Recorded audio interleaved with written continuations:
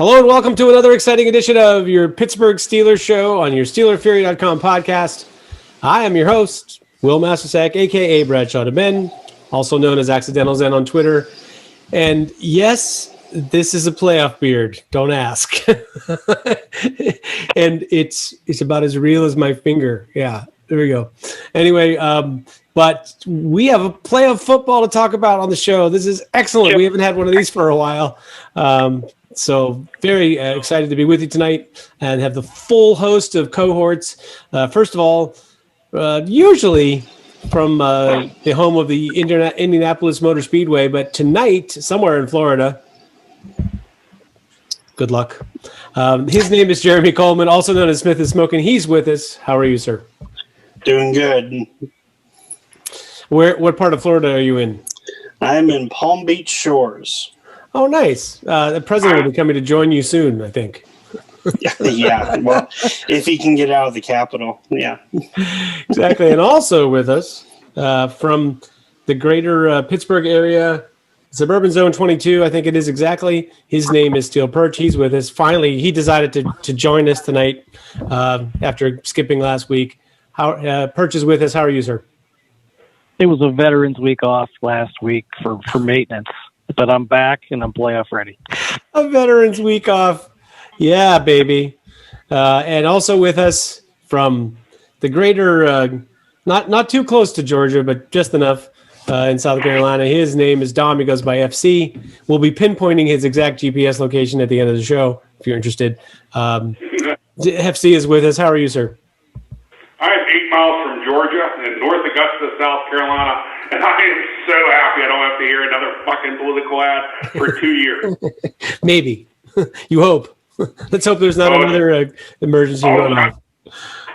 You guys have had stuff over with basically since like November.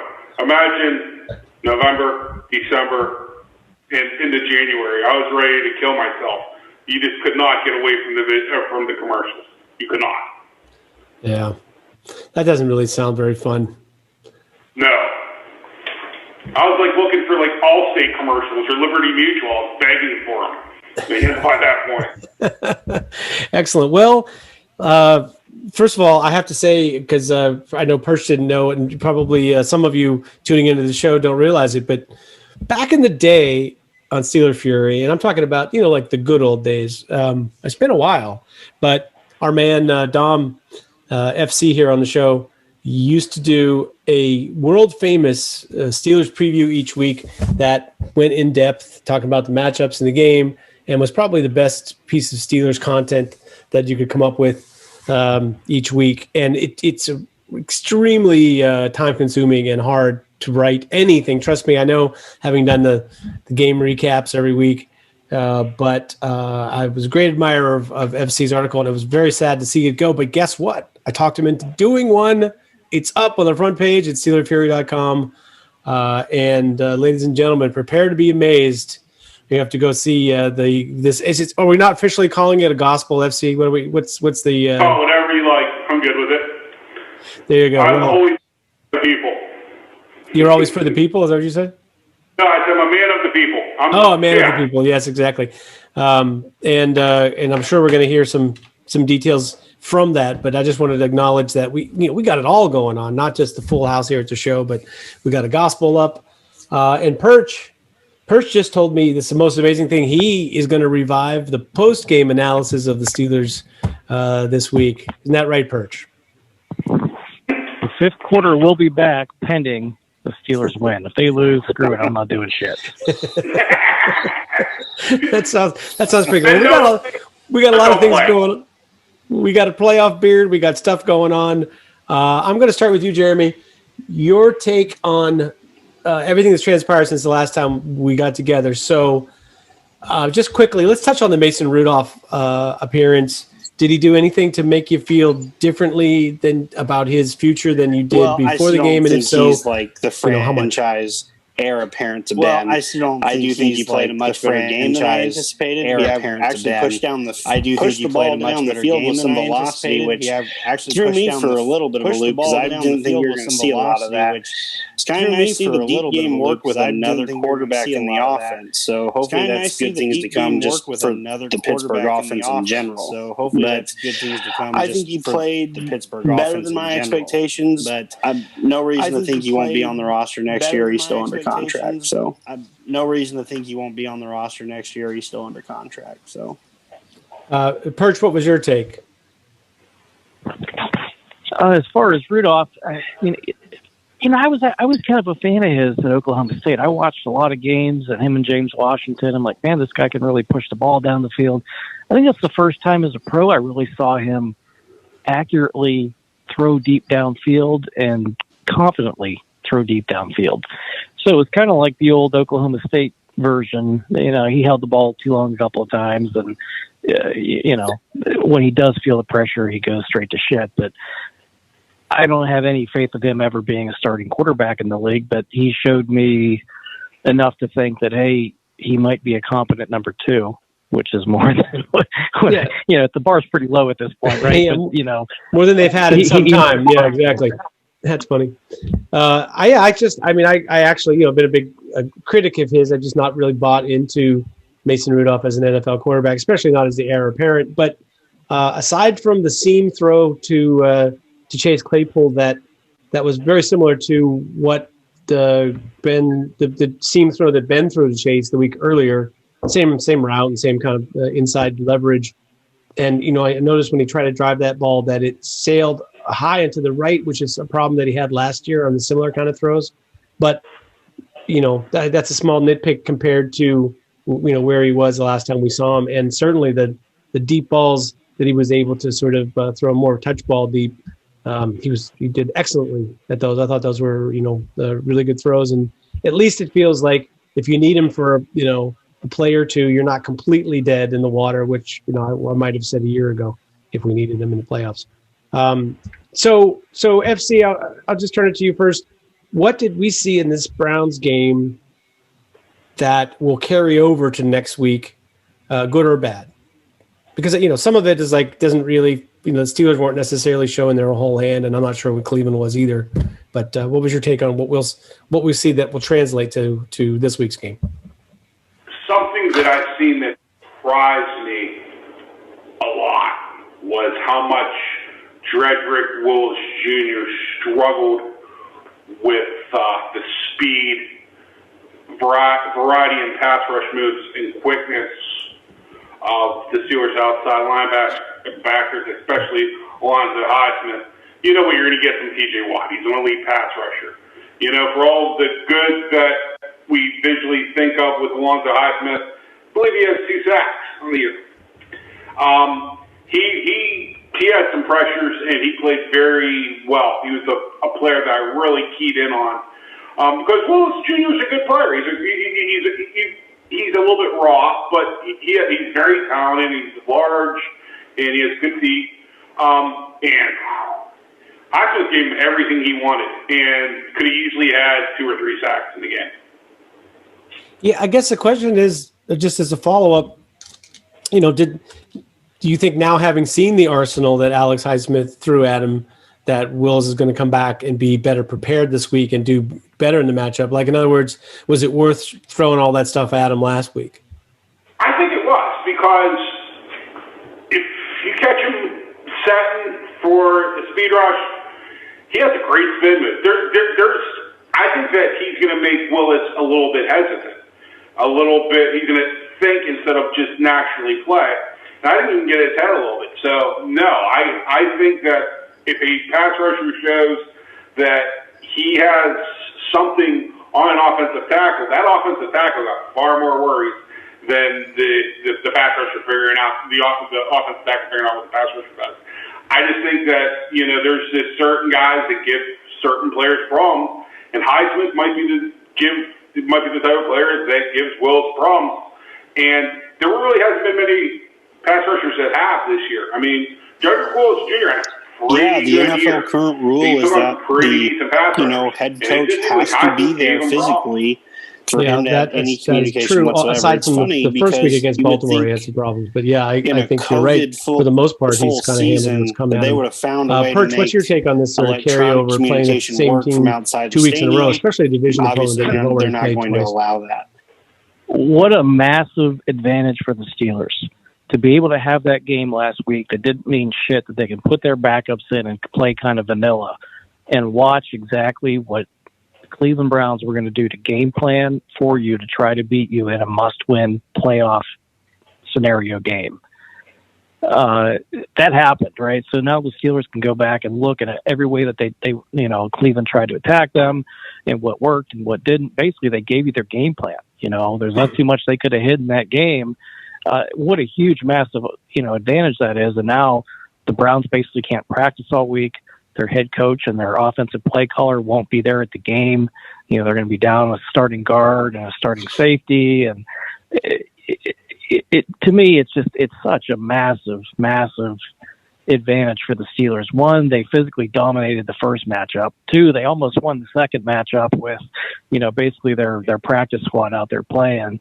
We're able to basically sit back and watch how the Browns were going to attack and game plan against them. And three, be able to hide a lot of stuff and mix some of the Josh Dobbs stuff in. So, it basically sets up to me, if they lose this game, it's by far the worst playoff loss in Steelers history. Everything is in their favor. Yeah, it really does seem like it. Yeah. And Jeremy, it feels like Kevin Stefanski was a big part of the, sort of changing their fortunes this year and a big part of their success. And now you don't have that guy calling plays for you. I think it's kind of crazy that the head coach can't even, from what I understand, he's not even allowed to participate from afar. Like you would think that they would have figured out something where they would let him, communicate directly with the team somehow, but I guess they're not even going to allow that. That seems like a huge disadvantage when your coach is a play caller. It's one thing if you're Tomlin and you're preparing your team the whole week, or Chuck Noll even, where they kind of let them, their assistants get out there and do the work on game day. But what a big disadvantage that is.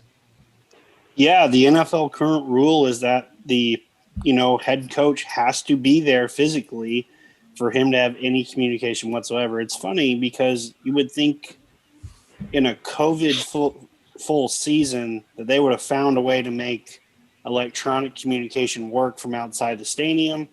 Obviously, they're not going to allow that.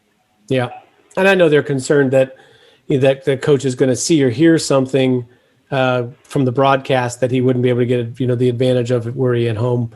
So I mean, I get it, but man. If you see what their offense looked like the last couple of years, and then you see what it looked like with this guy calling the shots, feels like that was a big difference. That maybe in the scripted plays you still get kind of a feel for his play calling, but I'm not sure who it was I read this week that was talking about after they get past the first part of the game, what will Cleveland's play calling look like? That should be interesting. It's Perch. It's Pitt great. Alex Van Pelt calling plays, is it not for the Browns? Yes, sir, it is, and I wouldn't call him great. Yeah, I was using the air quotes. The great Alex Van Pelt. Although, Alex Van Pelt is maybe the second best quarterback they've had since Marino. I mean, maybe. Well, that's a tough one. I'd have to go through. I mean, he was decent. But Kenny Pickett. I think Pickett. Yeah, Pickett's pretty good. Yeah, but I mean, they haven't had a real good run of quarterbacks. That is for sure. Great. Darnell Dickerson. Oh yeah, there you go. Sure, Darnell Dickerson. Well, FC, what do your sense of what the Browns can possibly do given their situation this week and the fact that it's a matchup that the other team has totally got advantages going on. I mean, are they just going to play the "it's us against the world" card? I mean, is that where we're headed for this? I mean, they'll attempt to. I mean, what they would like to do is run the ball 55 times, throw the ball 20 times, and win an ugly game in Pittsburgh. I mean, it's the Steelers' defense's responsibility to make sure that doesn't happen. The strength of the Cleveland Browns at this point, you would say, is their offensive line and running in, the backs. And, the strength of the Pittsburgh Steelers defense is probably the three defensive linemen and T.J. Watt. I love Minka, but you also have Edmonds. Most likely no Joe Hayden this week unless somebody's heard differently than I. Yep. So it's going to be, the Steelers front seven versus the Browns front seven. Old AFC Central football, baby. Perch, I'm going to go back to you for a second. The Browns, it feels like to me, the thing that the Browns ought to do coming out in this game is try to see if they can dominate the Steelers running the football. Because to me, it's, the Steelers have had times this year where they really tightened the screws on the run game. But the Browns offer something pretty special in that regard, even without Bitonio. It just feels like that they Nick Chubb is that's a load, that guy. And I'm wondering if you think, the Browns might be able to get some momentum and keep the game close by just absolutely pounding the rock against the Steelers and going for play action opportunities. Yeah, to me, I think that Browns fans are probably a little bit disturbed last week for them giving up on the run a little bit too quick. That's what they have to hang their hat on, right? I mean, nobody really trusts Baker Mayfield that much. Those wide receivers really aren't super dynamic. They've got more possession guys. It's just it's nice to watch a running back that has speed, power, and vision, because we have guys that don't have any of those three traits in our back. Yeah. So, having somebody who's having a couple of backs that have all three of those is pretty nice. But that's got to be what they got to be thinking, to shorten the game, keep it close, hope to force Ben or the Steelers receivers and running backs into a fumble or an interception or something, and win a sloppy, close, lower scoring game, because really they had a hell of a time scoring on our backups last week. They couldn't really score at all in the first matchup. It was just an annihilation. And when they did throw the ball in the first matchup, we had a pick six by Minka and another pick by Sutton, and it didn't go well for them. So they've got to look at it and say, hey, we got 2 games worth of evidence here. We've had a little bit of success, at least running the ball. They have to just come out and just run, and hope to play good defense and catch a couple breaks to win the game. I mean, Jeremy, do you think it's a chance that the Browns adopt the Steelers, philosophy of their 2005 run and try to come out in this game and kind of surprise the Steelers with some play action passing early in the game? Because that's another, thing that if you really hyped up to stop the run, you think we're going to shut down their run and shut down their offense, maybe they come out and try to do something else. I mean, I could definitely see that. I mean, they had a touchdown to Austin Hooper off play action in this past matchup. I mean, that'd be an area where I'd be looking to expose, our linebackers in coverage. We're still, without Devin Bush in there, we don't really have a guy who can run with, athletic tight ends or, play guys from a mismatch perspective. So I would definitely be using play action, one, to get the Steelers thinking we're going to sell out to stop the run, and then just go right over our heads.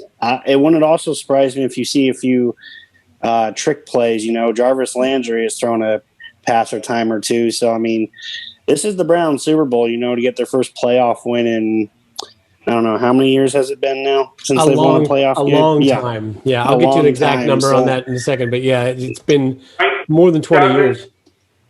Oh, no. Yes. Playoff win? 1970 something. I think it's before Perch and I were born. Wow. Before you guys were born. Jesus. Could that possibly be true? No, that can't be right. Brian Sipe, they had to win in the Sipe years. Yeah, or the Bernie Kosar years. Yeah. Yeah, that was before I was born. They made it to the AFC Championship at the time. What was I going to say? Now, see, I forgot. You guys got me all distracted about when the Browns won a playoff game.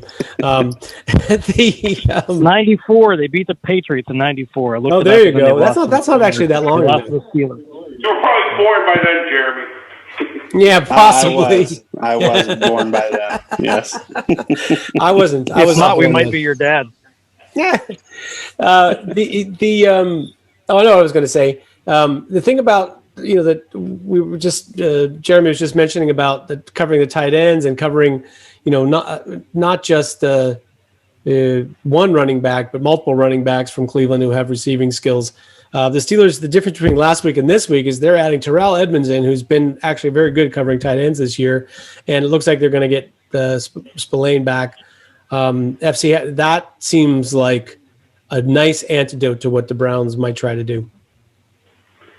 It's nice to get both players back. Nick Chubb's going to catch the screen pass. He's going to catch a leak out. Kareem Hunt's the concern. He can run routes. He's fast. He really hasn't done a ton of it. I say in my article, every time I see Vince Williams or Avery Williamson go into coverage, I hold my breath, say a little prayer. Yeah. The thing about Spillane is he's not a special athlete, but you could just tell from watching him play, and we haven't got to see a ton of snaps, but he really reads offenses well. He understands what offensive concepts are. I believe that he was a pretty good offensive player in high school. So he's smart. So that's where he makes some of the plays that he makes in coverage. And he's made, a few more than people realize in the limited action that he's seen. But we missed Devin Bush, of course. Terrell Edmonds does a nice job versus tight ends, especially tight ends he feels that he's more athletic than, because he'll get right up on them, get right in their back pocket. And I believe he's every bit as athletic as every tight end, Harrison Bryant, David Njoku included, that the Browns have. The play-action pass game does concern me, but play-action pass is a lot of times quarterback's going to be under pressure, and that's not where Baker Mayfield's at his best. Sure. Perch, the other big difference this week is you get this guy TJ Watt coming back. And between Spillane and Watt, they're excellent counters to one thing that Baker Mayfield really likes to do that he does very well, which is roll right and cause some problems, either running the football or passing the football sometimes. And I have a feeling that game, the play that clinched the game last week, that quarterback sweep, I got a feeling that's not going to happen so much with TJ Watt and Spillane in the game. Yeah, absolutely. And, Baker Mayfield's a little jackass and pounding his chest after winning that game, and those guys mocking Juju's dance in the locker. I mean, come on, you beat the Steelers C squad in a game they weren't trying by 2 points. They need to pay for that. But yeah, you're definitely right there. And what you guys talked about before in the first matchup, Bud Dupree whooped Jedrick Wills for 2 sacks, and they're going to have to double TJ Watt, which means they're going to have to leave Highsmith one-on-one again, and Highsmith's going to win that matchup, and he's going to be pushing the pocket and push him right into TJ Watt and to it, and it's going to be a long day for Mayfield. If they can't get that run game going, they're going to be in a world of hurt. Yeah, and also adding in some guy named Cam Hayward as well, according to my notes here. So, you can't, no place to Cam step versus up. the backup guard too, right? You got Cam versus the backup guard next week. Yeah, it's not the best situation for sure. They made who they're going to start at guard a mystery. Nobody knows. Oh, they don't know who they're going to start. You mean that's that kind of mystery? Yeah, I'm sure they know who they're going to start. They haven't announced it. Yeah, that's what I mean. We don't know. Because we'd have 10 pages of notes on a guy that played at Alcorn State if that's who they were starting, right? Actually, Appalachian State was my guess, but yes. Who's the guy from Appalachian State they have? Lamb is his name. And oh my God, is he fucking massive? He's one of the large. He is large. I'm not saying good linemen there the last couple of years. Yep. So I went and I looked at him on the field goal team of all places, and I was like, oh my God. Yeah, I would kick him inside because they're at their 4th option at left guard with Antonio being down, Nick Harris going out, somebody else is down, so they're down to Lamb or another guy that I never heard of. Wait, so Harris is out as well? That I didn't hear. They went on IR. He's hurt. Isn't Michael Nunn the other guy? I thought he was the starter. Wow, yeah, that's ugly for University of Maryland. That we touched upon injuries for the Browns and who's going to be out. Olivier Vernon is actually a pretty big loss for them as well. Yeah, that's a very big loss. Yeah, and it's just sort of shaping up as one of those games where they're so shorthanded, and it's hard to not recall some Steelers games against shorthanded teams that turned out to be real struggles. So let us hope we don't have one of those. I mean, usually, first week of the playoffs at home is not really when that's going to happen to you, but hard to say. First is very, very important of the chest pounding and the dancing and the trying to rub the nose, Steelers JV team's nose and shit a little bit. See, that's the type of stuff that's remembered. It's kind of like a college football coach saying the team he's playing that week is the 11th best team in the country. Yeah. Yes, that sticks in the craw a little, as Myron Cope would say. Jeremy, one last question on this side of the ball before we flip over and talk about the Steelers offense a little bit. To my eye, Tyson Alualu is not playing as well as he did before the injury. I'm wondering if you noted that as well. I just feel like he is not really the same guy he was early in the season. And could that be exploited? Well, I don't think he looks as explosive as he used to be. I think I've noticed that, a little bit with him and rushing the passer situations. I actually think Stephon Tuitt has actually taken over that role to a degree. You've seen Tuitt out there in more pass rushing situations the past few weeks because of that. I haven't noticed it as much against the run, just because they've been giving him some rest. Carlos Davis came in and had that good game 2 weeks ago against Indianapolis. But yeah, I've noticed it just from a pass rushing standpoint, because it used to be like he was like the fourth guy you weren't trying to block when it came to Steelers pass rushers, and then he'd find a way to sneak in there and come up with like an impressive sack. But I haven't seen that recently. Well, and in the first Browns matchup of the year, that was the game where the Steelers rushed 5, and they got one-on-one matchups, so, with everybody blocking. And Alualu really was amazing in that game, I thought, in terms of, rushing the passer at a degree or at a level that was, different than what he was doing before that. I lied. One more question on this side, Perch. Joe Hayden doesn't go in this game. We saw a little bit of Cam Sutton do it last week. What was your take on Sutton's performance? Do you think that, the Steelers can handle that drop off a little bit from Joe Hayden? Yeah, I've been the leader of the Cam Sutton fan club here most of the year, and the thing I like about him is he's aggressive and he'll gamble a little bit, and he's a guy that can come up with some splash plays and some turnovers. But even when he's not, he gives good coverage. I mean, he's a younger guy. I mean, to me, with the cap held the Steelers are in at the end of the season, and Joe Hayden's probably got a year or two left in the league. Boy, they may even want to look at getting rid of Hayden and trying to keep both of the two young corners and just, looking at it for 3 or 4 years down the line. That might be the smarter play. But, I have a lot of faith in Sutton. If Hayden had to miss a week, either playing Baltimore or Cleveland was probably the best week for him to miss in the playoffs, and getting back next week when we have to play somebody who actually throws the ball at a competent level. Yeah, sure. I mean, it's great. Even if Sutton still plays a lot of snaps against the next opponent, just having more guys and more depth, none of that hurts for sure. Biggest problem with Joe Hayden is that means Justin Lane sees more time on defense, and he looks lost a lot. No, he hasn't played so well. I mean, I was really surprised they didn't put James Pierre into the game until kind of partway through the fourth quarter. But I thought that Pierre was a guy that would have been a game for me to see some more snaps from him. I would have played him at least a third of the game just to see what you got, because he's shown more in terms of coverage skills than Justin Lane did. Justin Lane is more of a project guy, and Pierre was more of a polished guy from a small school.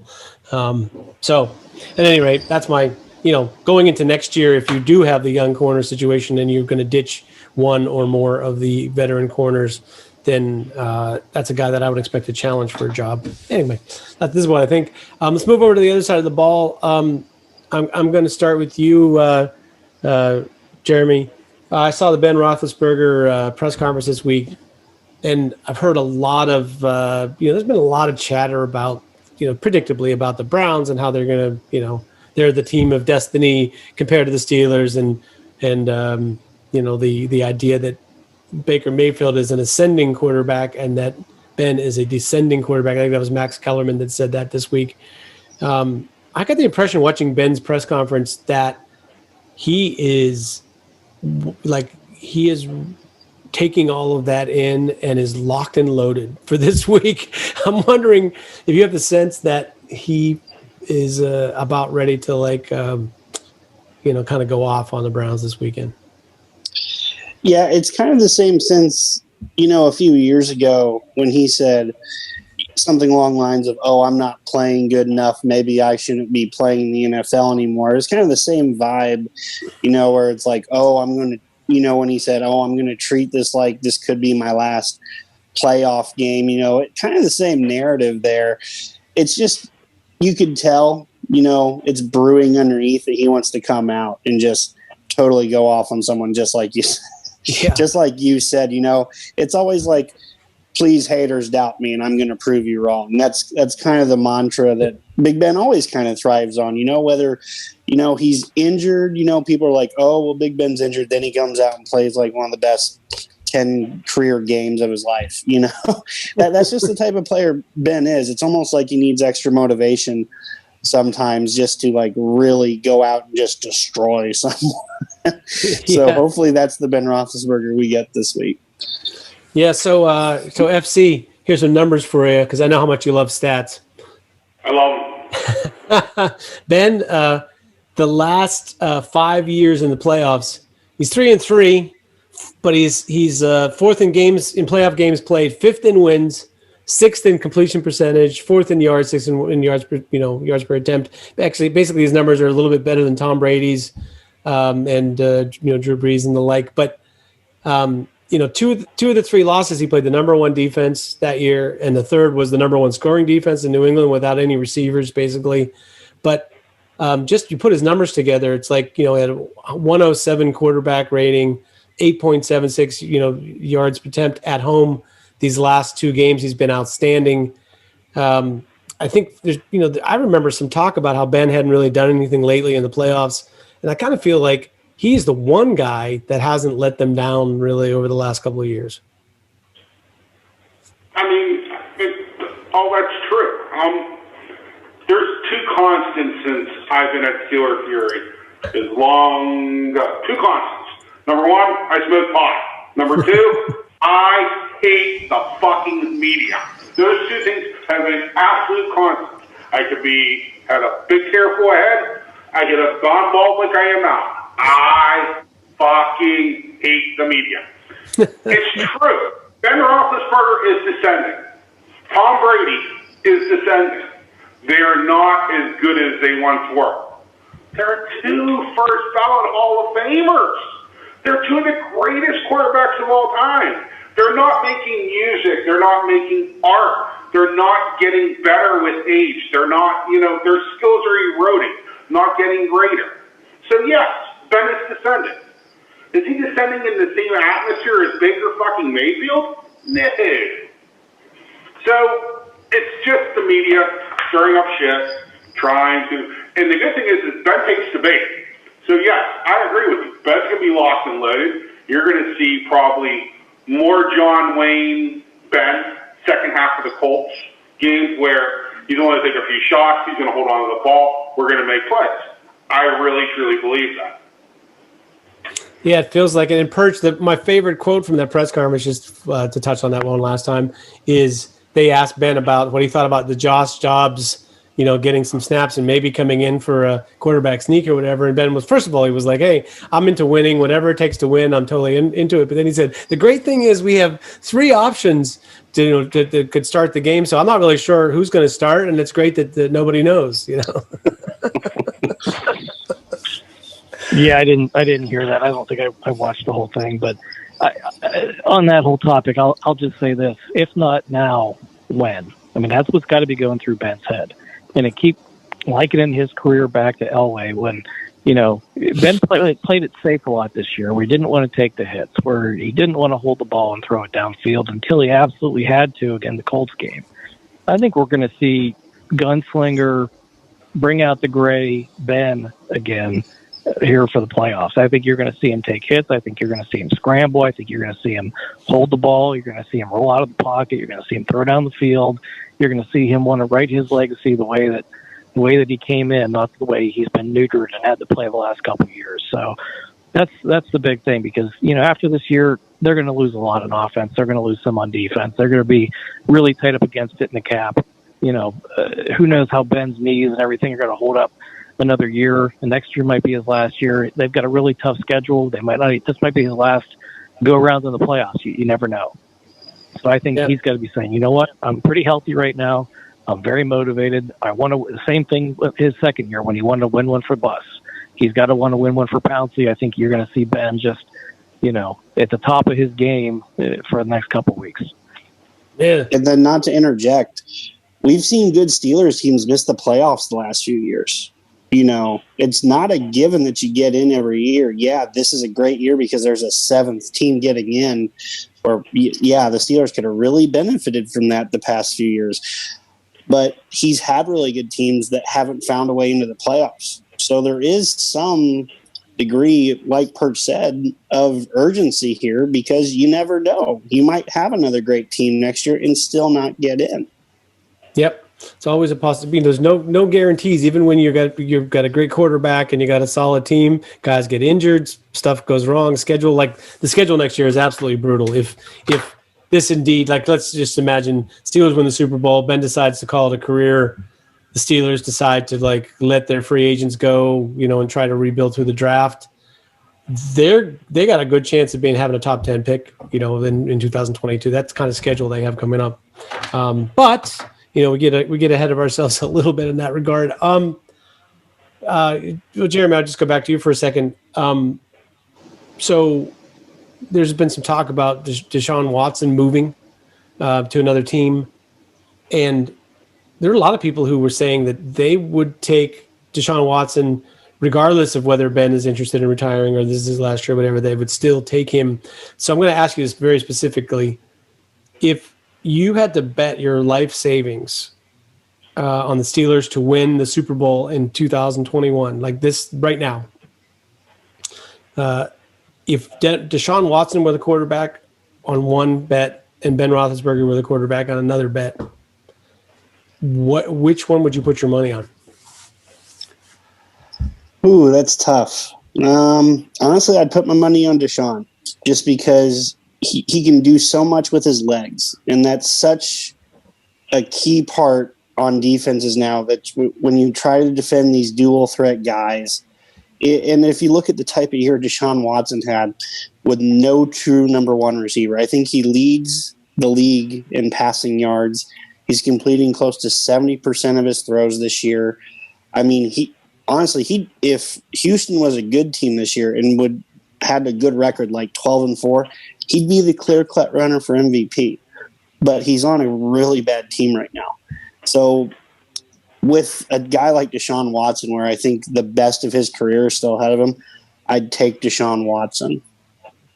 Yeah, but I mean, I'm not holding this year against him at all. As a matter of fact, not having the clear number one target wide receiver is always good for a quarterback because they spread the ball around more. They throw it to the open guy. They don't force it. He didn't throw as many bad interceptions this year, but he's had that propensity for throwing interceptions at very inopportune times late in games.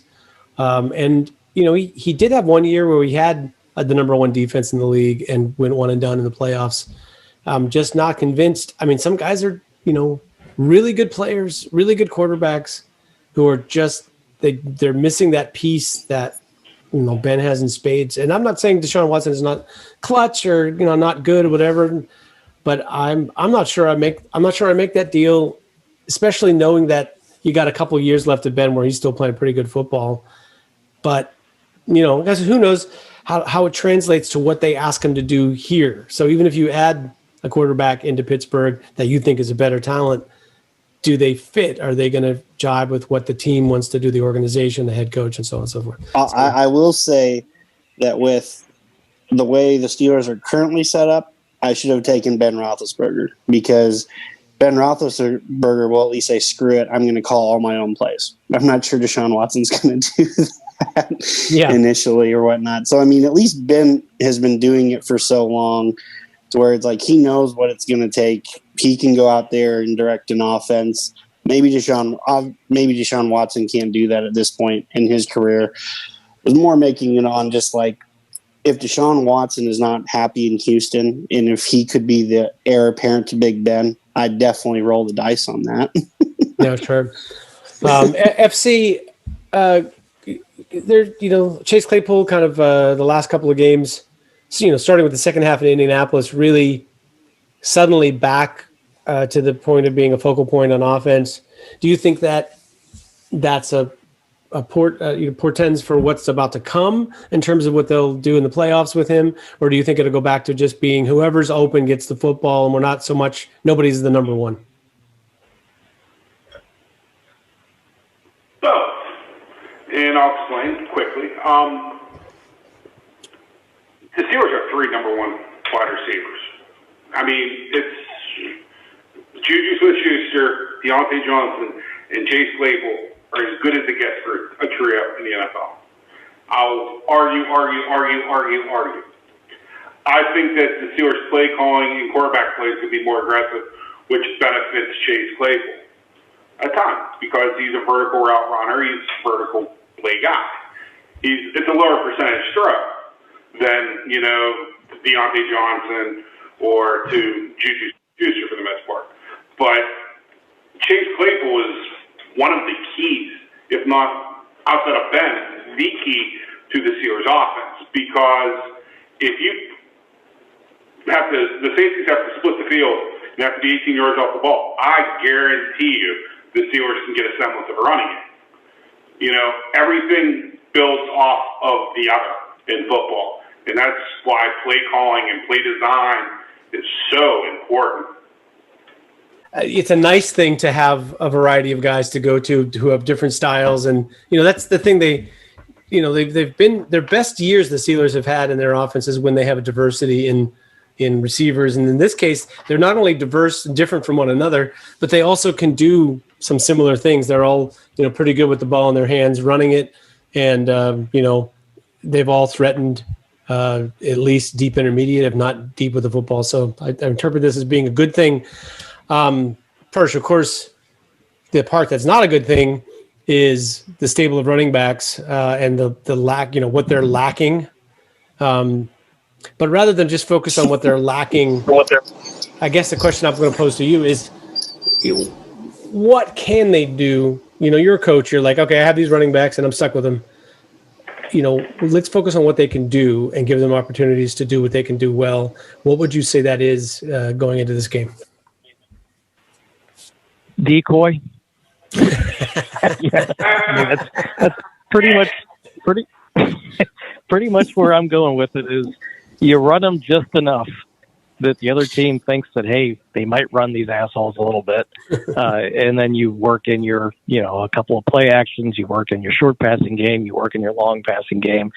You run them just enough. You mix them in the passing game a little bit on some screens and things, but that's pretty much what they are. I mean, they're a decoy to make you think that the Steelers might actually try and work those guys into the game plan. Yeah, I mean, I'll say this. I think James Conner can give you a few good effort runs. That isn't, he isn't the absolute worst. He's not as bad as the other guys running the football. But more importantly, in the passing game, James Conner's uniquely positioned. He's a useful blocker, but he has a really good sense of that late, I'm going to chip a guy or see if I need to stay in to block, but if I get an opportunity, I'm going to leak. But he doesn't take too long to do it, and he has good sense of when to do it to not abandon the ship. And he looks for the ball right away. Like he's gotten the feel of that really down pat with Ben. And when they have like they did in the second half of the Indianapolis game, when they start threatening the intermediate and the deeper stuff, man, there's tons of room for James Conner underneath. So to me, that is one thing that they can do. That isn't necessarily running per se, but having the threat of James Conner running at least opens that up to you. Jeremy, what would you say the Steelers not should, but what will they attempt to do with the running game against Cleveland? Because, I mean, before you answer, because Cleveland's defense, not so good against a run. I was about to say, I mean, I think they're going to try to run the ball. I mean, I know Perch said, use it as a decoy. That's probably what I do too, but it's what are the Pittsburgh Steelers going to do? Something tells me they're going to try to make this a physical game on the inside at least and see if they can't get at least some of the pressure off Ben Roethlisberger in the passing game. The offense worked really well in the second half against Indianapolis, but that's the last time we've seen it really click.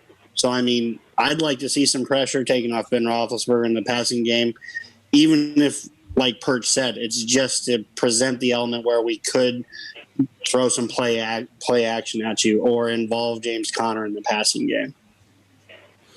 Yeah, and I mean, FC, the thing about the run game is, I don't know if they're being truthful or they're, kind of, there's some shenanigans going on, but Matt Filer is supposed to return, and the word from, I think it was DeCastro that was quoted, that said that, confirmed that Filer is back at practice and playing left guard. So right. Are they going to actually take Dotson out of the game, out of the lineup, and replace him with Filer? And what do you think about that? I don't necessarily agree with it, but I also don't agree with the idea that if Filer's healthy, I don't necessarily agree that he should lose his job. Now, if he goes in there and he stinks or if he doesn't play well, I put his ass on the bench. You have to. It is what it is. I really like a lot of things that Dotson brings to the Steelers' offensive line. He's a large lad. He's technically sound. He's very aggressive. He's mobile. He gets moving at the point of attack. He's everything that I look for in an NFL offensive guard, and I think that he's going to be a very good player. Back to the Steelers' run game. I think ideally, in the Steelers' mind, they run the ball 32 times this week. That would be ideal. Mike Tomlin, you tell Mike Tomlin, hey, we're going to run the ball 32 times and we're going to run it for 130 yards, he'd be thrilled. Yeah. I mean, and certainly, to take some, get some momentum running the football before you move on in the playoffs, hopefully. That seems like it would be a useful thing to do for sure. So Jeremy, you put together these elements that the Steelers, are still trying to revive this run game and still, committed to sticking with it, especially against a team like to slow down a pass rush for, a guy like Myles Garrett, and seems to help in that regard. The one element that, has been hit or miss this year for the Steelers are the tight ends. The tight ends have, at times, Eric Ebron has made some nice catches and been a big part of the offense. At times, the blocking of everyone who's played the tight end position has not particularly been good. Just trying to see, just will this offense come together and play better, the same, or worse in the playoffs? What is your sense of, you put all the pieces together and you see where they're headed going forward? So it's not just the quarterback, it's not just the receivers, the running game, the offensive line, tight ends, it's everybody. Is it, are they sort of just who they are, stock up or stock down? I'd say their stock is on the rise. We've had that 3-game skid where it seemed like they tried everything, nothing was working, to develop true continuity. I think there's nowhere to go but up from there. We saw the second half of the Colts game. I think that's the offense we need to strive to be every down we go out there on offense. I would have to think it's on the rise. And now that there's a sense of urgency, knowing, that every game you play could be your last game, it's not, let's just limp to the end of the season because we know we're in the playoffs. I felt like that could have crept into some of these guys' mind, when they're going through the skid, we'd already locked up a playoff seed in week 14, I think it was. At least clinch maybe even earlier than for the that, playoffs. Mm-hmm. Yeah. So there's a sense of urgency now. Big Ben's came out and said it. I'm hoping he's lit a fire under everyone's ass. Yeah. Where it's like, guys, Sunday could be our last game. Let's make sure it's not. Yeah. Perch, despite the Steelers, having some experienced players, it feels like there's a lot of guys who are big contributors who have never played in a playoff game. Juju, has only played in one playoff game, like the one against Jacksonville, and I'm not even sure he played that much in that game. I'm wondering if you think it'll have an impact. I know they're playing against a team where they also don't have a lot of playoff experience, but I'm wondering, who are the guys you expect to blossom in playoff football that are young guys for the Steelers? I think the mentally strong guys, the confident guys. I think like Minkah Fitzpatrick, I could see him being pretty amped up. It would have been a game for like an older guy like Joe Hayden who hasn't have playoff success. He played for the Browns all those years. That you kind of feel bad for him for missing the game, but you hope that those young receivers, those are the ones that I worry about. Trying to do too much, dropping a pass, fumbling a ball, something like that. You hope that they make a couple plays early and get involved and get any sort of nerves. Without any fan, there's going to be friends and family only, like 2,000 fans in the stands for this game. So, that shouldn't be much of a factor. That's something we really haven't talked about much this season, how much better our offense has been on the road than it has been the last couple of years because there's no fans and Ben can communicate and all that stuff. So sure. That's going to be a little bit of a factor in the playoffs too, that, it's going to be silent stadiums for the most part. And, but we do have a lot of veteran players who, defense especially. On the offensive side, you just got to watch and see. You never know how those guys are going to react until, they start facing the live bullets. Sure. And Perch, I'll throw a number at you. This is I think the first time in NFL history that road teams actually won more than home teams. It was 128. Visiting teams were 128, 127, and 1 this year against home teams, which is usually home teams have a significant advantage. So that's pretty good. FC, I'm going to give you the last word on this, and I just want to talk about the kicking situation for the Steelers. Chris Boswell had a full practice today, had a week off, but this is the second time this year that he's missed with, I guess it's some kind of combination of hip and leg issue. But I guess the more specific question is, do you think it will impact what the Steelers do when they are in opponent's territory, but not necessarily in easy field goal range? In other words, they're more likely to go for it when they're on the opponent's side of the field, too close for a punt. I don't think it'll have much effect. If Boswell can't go, what ended up happening with Matthew Wright, I know that he wasn't eligible to go back to the practice squad or something like that because he was activated twice. Here's some weird rule. But if Boswell can't kick, and we'll add Matthew Wright or another kicker and have to deactivate Boswell. I'm more concerned about the punting game. I'm more concerned about the coverage units. If the Steelers in this game are kicking field goals or worried about field goals, got to kick a field goal to win the game at the end, we're fucked. So if the game didn't go as planned, and we're going to probably not have too many more of these podcasts this season. Yeah. So I'll quickly answer your question to Perch. Tyson Alualu, Cameron Hayward, Stephen Tuitt, Vince Williams, Marquise Pouncey, all these guys, City of Champions, Steelers, Ben showing rings, Tomlin talking about rings. These guys have had zero playoff success. Pouncey had a little bit as a rookie, but that's it. Yeah, it's a big deal to those guys, I'm sure.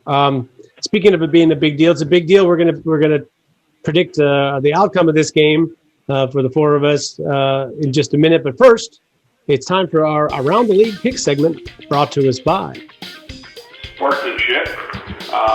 Mike Pereira, always a beauty. Oh, how he has a jaw, I'll never know.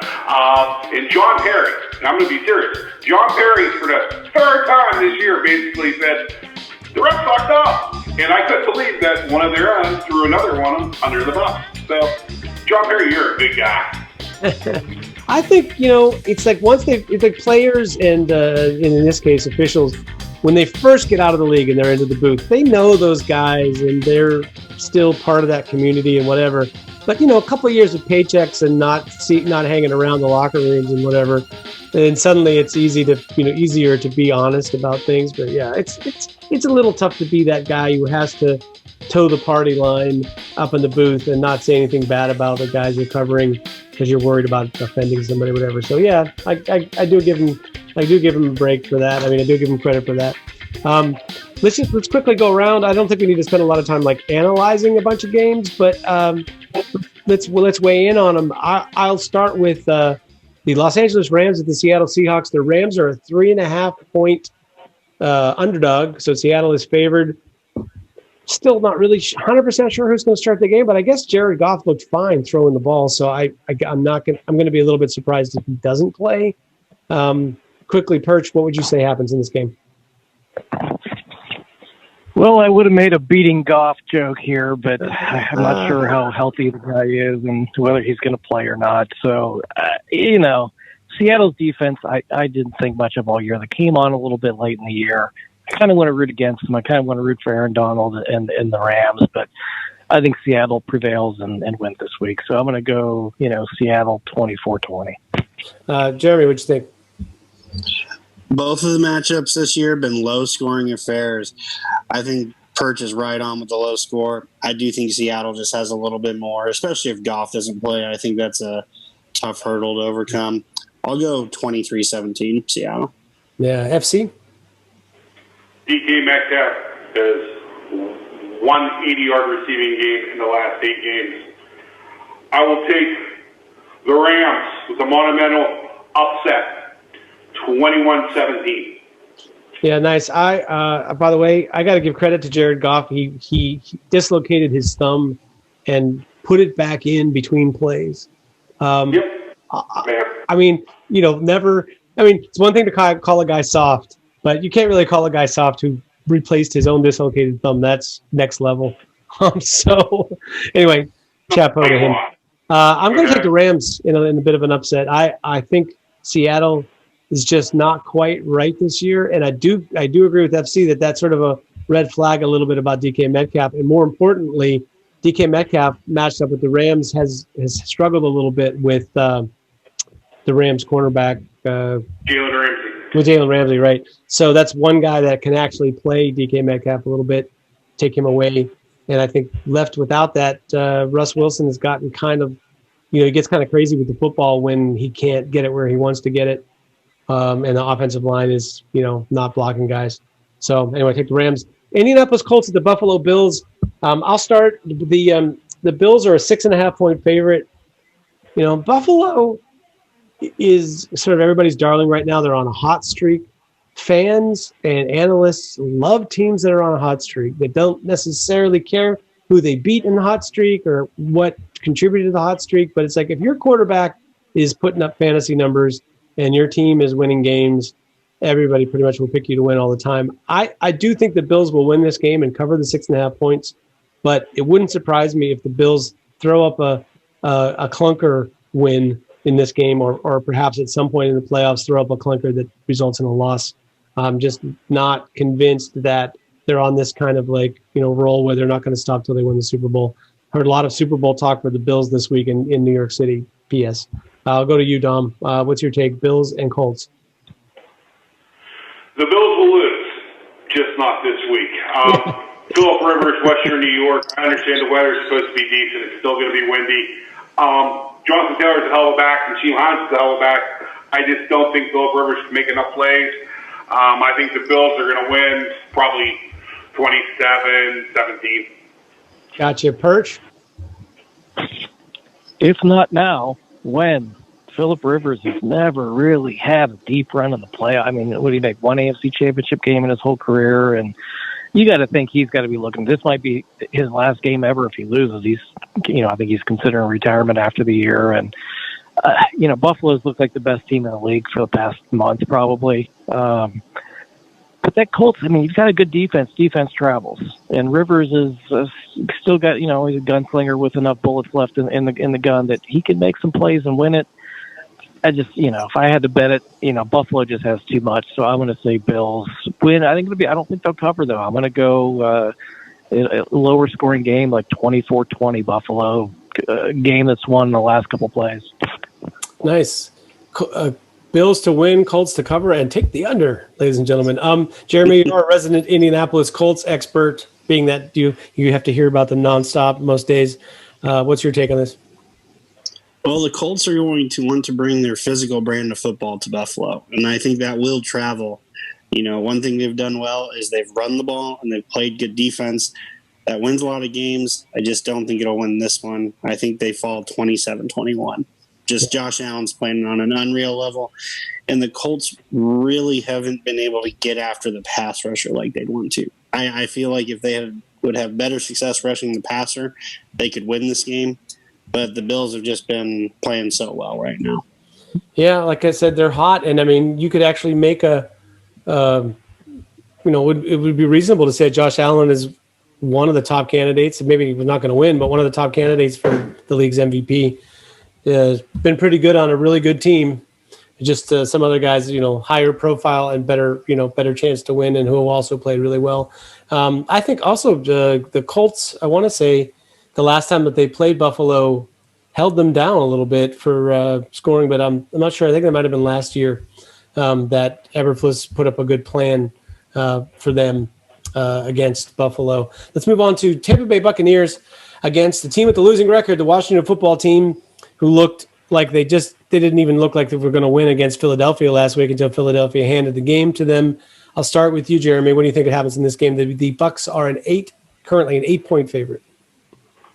I think Tampa Bay wins this. Tom Brady is, captain playoff. He's got as many playoff wins as anyone, if not the record at this point.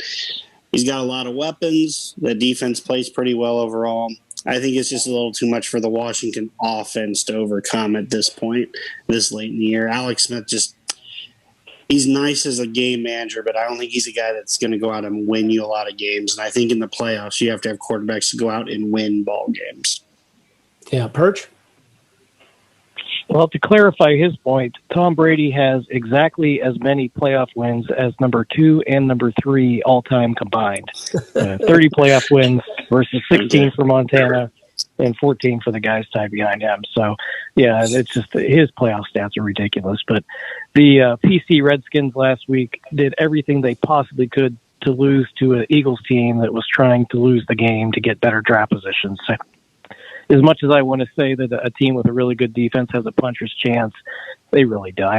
Brady and that offense, and they got Antonio Brown looked alive last week for the first time this year, last couple of weeks. So, I think that the Bucs probably win that game by 17, 20 points. I'll say something like 30 to 13.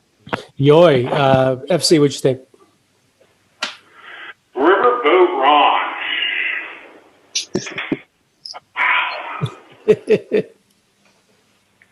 Chase Young, Jonathan Allen, Josh Sweat, Ryan Kerrigan.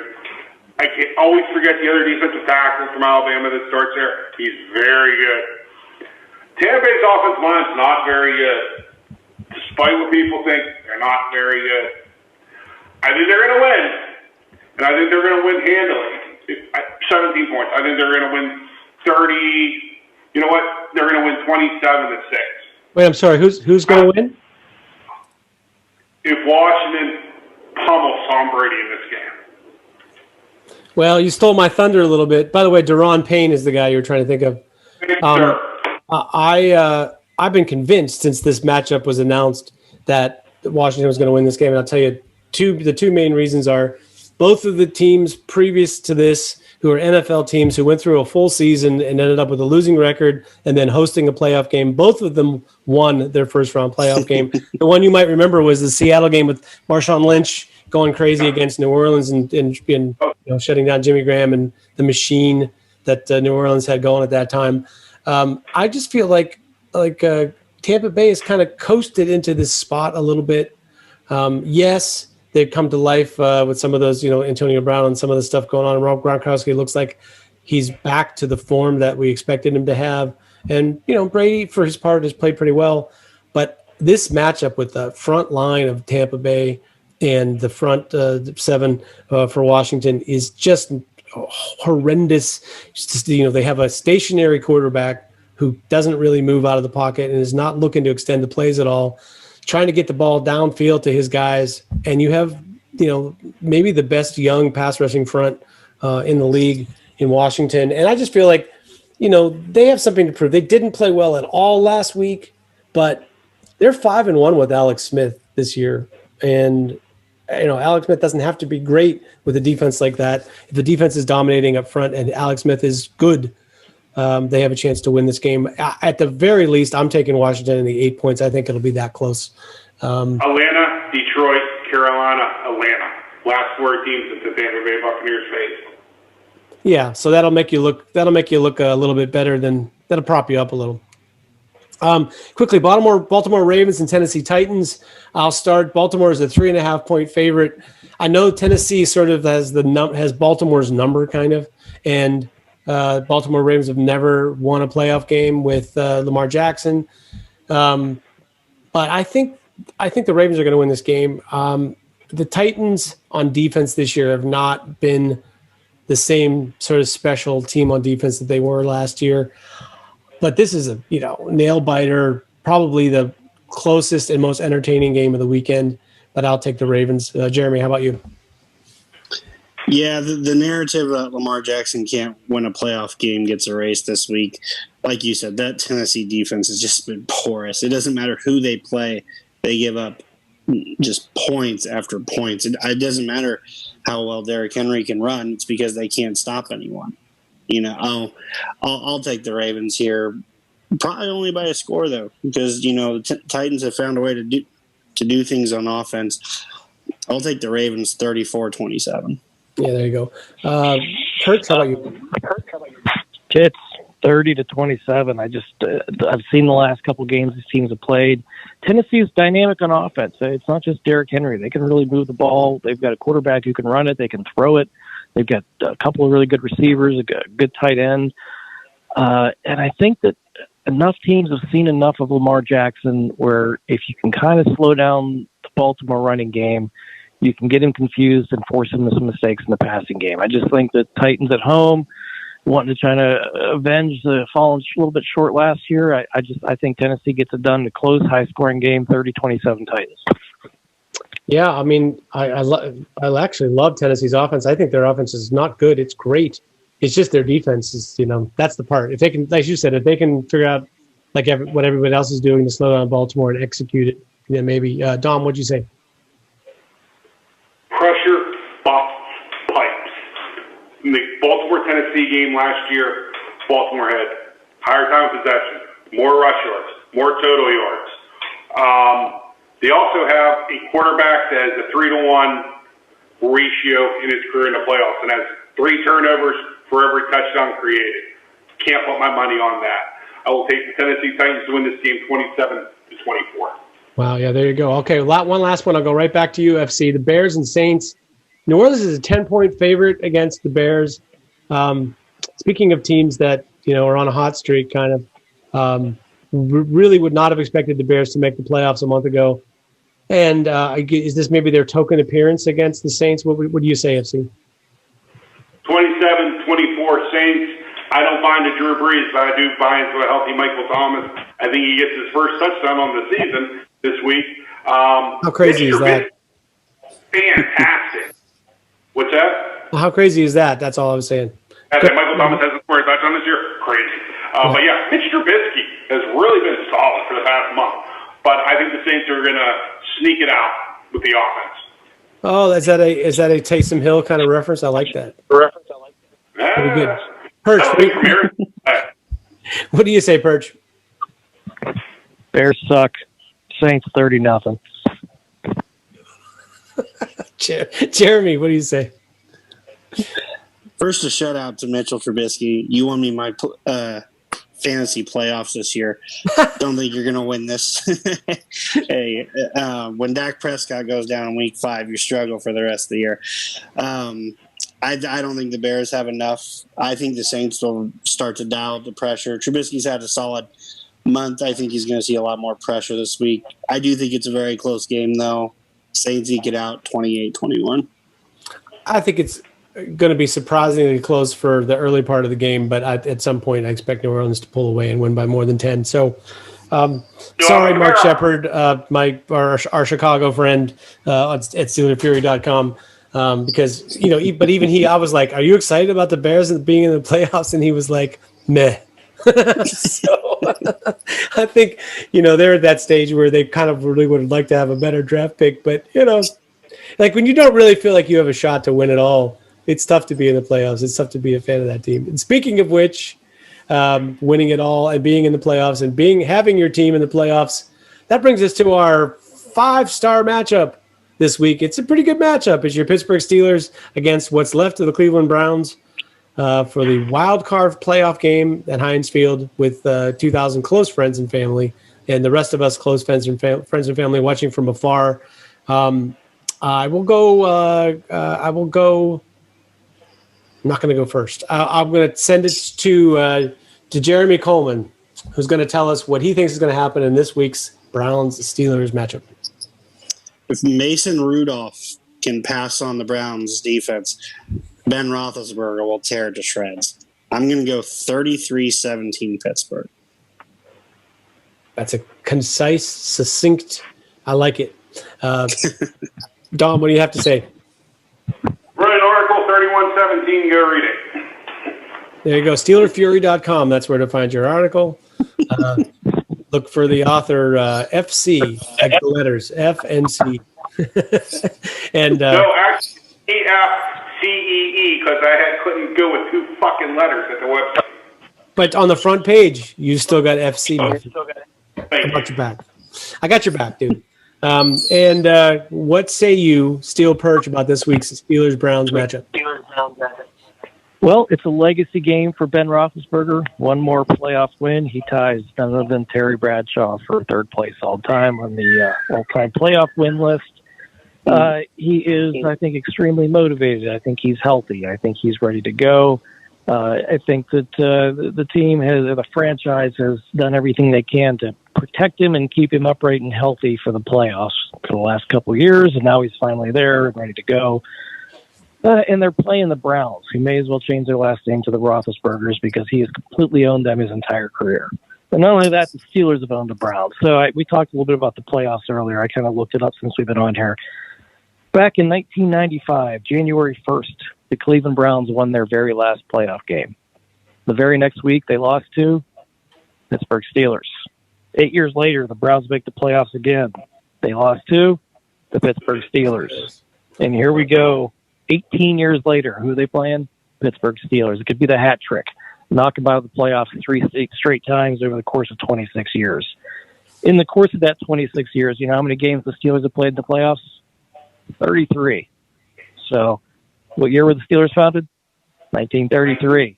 Rolling Rock, lined up. Rolling Rock, my friend. I got it all. It's all lined up. I can't see any way. Like I said, if they lost this game, it would be the single most horrendous loss in the Steelers franchise playoff history. I don't see it happening. I'm going Steelers 28, Browns 19. I thought you were going to say 28-27 like you're – come on, Perch. We expect better out of you. No, hold on. 28-19, a Steelers landslide. Nice. It's like I've been up and down with this team. There were times where I was just cautiously optimistic and thinking, all right, like they're on a roll and they're starting to win those close games again, and they got something special going on. When Bud Dupree got hurt and they went to that stretch where they just looked dead, I wondered if that was the end and so on and so forth. But I don't know, like for some reason, I'm just feeling it right now. Like I haven't felt it like this about this team in a long time. And I just, the pieces are there, and they had major injuries on defense, but they've also replaced it with 2 guys that are at least more competent than an inside linebacker, Sean Spence, getting off his couch and coming to start in the AFC Championship game. So I think they've covered themselves better with the roster depth. The young guys are kind of coming on, and I just feel like, you have this quarterback who has a propensity for winning these kinds of games, playoff games, games against tough opponents, games when the chips are down and nobody, when the whole world thinks that you don't have it anymore. I've learned enough about the guy to not second guess his ability to carry a team, to play great, even at this age and even in this season. And I just, for some reason, I just feel like the team is being led to the promised land right now. And I don't know if they're going to get there, but I think they're about to go on a ride in the postseason that I hope lasts a little while. So I'm going to go Steelers 30-16 in this game. I think the Browns may move it a little bit between the 20s, but they're going to have a hard time of penetrating this defense down in the red zone the way that the Browns have been accustomed to doing with their run game. And I feel like the Steelers offense is going to have its way to dictate a little bit to the Browns. And that will probably mean running the football a lot, which might keep the score down a little to just 30. But I think they're going to hit that magical 30 mark against the Browns this week. Time for last words, gentlemen, before this week's playoff matchup. Jeremy, what do you got to say for yourself? I don't know what's happening in Philadelphia right now. That was just such a shit show in the fourth quarter. I think that just speaks to a terrible culture where you have all these players out there that want to win a game. But let's just throw in Nate Sudfeld for the hell of it and evaluate our third-string quarterback when I'd be wanting to evaluate the second-string quarterback who is going to potentially replace Carson Wentz. But no. Let's get a higher draft pick and evaluate our third-string quarterback. I don't think that made much sense. Yeah, and I think that has a way of biting you in the ass when it's done because you end the season on a high note. Your quarterback that you're thinking is going to have, you're going to see what he's made of next year. Maybe he comes back and wins that game and feels good about himself. The team feels good about it, and it's just bad news. Perch, what say you for your last word? Well, we hate to say it, but we're starting to wind down the end of this era. The Ben Roethlisberger era, and just be appreciative. We've got a playoff game, got a home playoff game, and a game we're favored in, and let's hope that this is the time that he's able to put together another run and get that third ring that I think that he probably wants more than anybody. And if not, hey, let's just enjoy it and appreciate the run that we've been on. Like I said, the Steelers have played 33 playoff games since '95. The Browns have played one. So you look just across the turnpike and see what the other half lives like. And we've been pretty spoiled here for a long time. So let's hope that this is the beginning of another great run. FC, how about you for your last word? I'm going to be almost 50 years old, and I have absolutely no doubt the old degenerate, grumpy, mean, drug-filled is going to be out again this week. Saturday, playoffs, NFL playoffs. Sunday, NFL playoffs. Monday, college football national championship. Tuesday, Penguins opener against the Flyers on TV. Wednesday, divorce. Sorry, FC, I preempted you, but that sounds like a pretty good weekend for FC. It's going to be a pretty interesting week, and for the old FC, hopefully he doesn't end up divorced because his old lady's a pretty good divorce attorney. He's going to end up fucking that ass. Yeah, this is not something you really want to find out, FC. You better toe the line for sure. I'll just say this, aside from echoing what everyone has just said, and especially Perch with that, appreciate this era now. I just feel like, you're gonna look back, and no matter, even if you get your Deshaun Watson dreams come true, and they bring somebody like that in when Ben is gone, guy plays the game in a really special way that I think it's one of those things you just got to hang on to and say you're going to remember what you're seeing now and not just forget about it 5 years from now, because it's a special era. However far it goes and however many more times the guy wins games that matter, I think you want to hang on to that and remember for a long time. And I hope that the players feel that same sense of importance and urgency. Steelers come out strong. Don't let Cleveland change the narrative on you. Let the Browns stay down 33 playoff games to 1. Let the Browns not think that they're going to suddenly surpass the Steelers and take over dominance in the AFC North. Don't let that stuff happen, because you have the opportunity to keep them down and put them away. And I think that's a healthy goal to have in this game. Dominate, win the game, move on to next week. It's the playoffs. Gentlemen, speaking of playoffs, we're going to talk to you after a fantastic playoff victory by the Pittsburgh Steelers.